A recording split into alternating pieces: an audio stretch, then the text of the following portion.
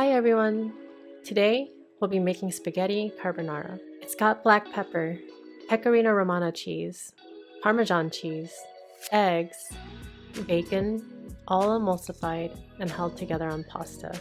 And it only takes like 20 minutes to make. So let's get to it. We want to use fresh cracked black pepper. So if you have a separate mill, we'll start out with loading it up. Next, we grate our cheese. We're going with a 50-50 blend of Pecorino Romano and Parmesan cheese. The Pecorino Romano gives us a little extra saltiness, and we still have that Parmesan flavor that we know and love. Next on the list, we want 2 whole eggs and 3 egg yolks. You can separate the yolks using eggshells, or you can just crack it into a bowl and separate it with your hands. You can see me doing it both ways here. Next up is our bacon. The traditional ingredient uses guanciale, but this is a lot easier to get. Just make sure that if you go with bacon, that it's thick cut and fatty. You want that fat so it can render out and mix into the carbonara sauce. We'll be cutting our bacon into 1/2 inch by 1 inch pieces. We don't want these too small since they'll shrink up a bit when we cook them. Now that our ingredients are prepped, we're going to put together our carbonara sauce. We start off with beating our eggs.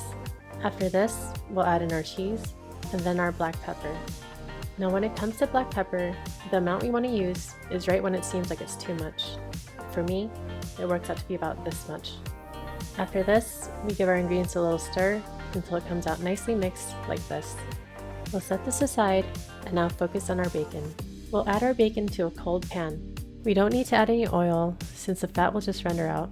We'll set this on low heat until the bacon is nice and golden brown.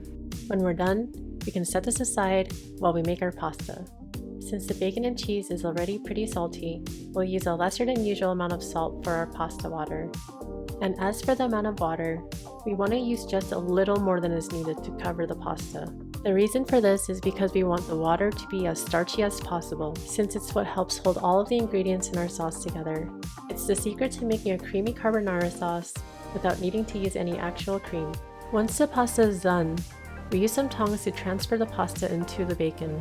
If you made the bacon ahead of time, you can reheat it right before the pasta is done.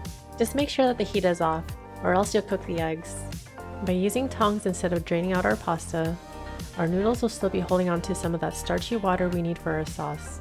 After all of our pasta is in, we pour our sauce mixture right on top. Now all we need to do is to keep tossing our ingredients until they all come together. And once we're done, it should look a little something like this.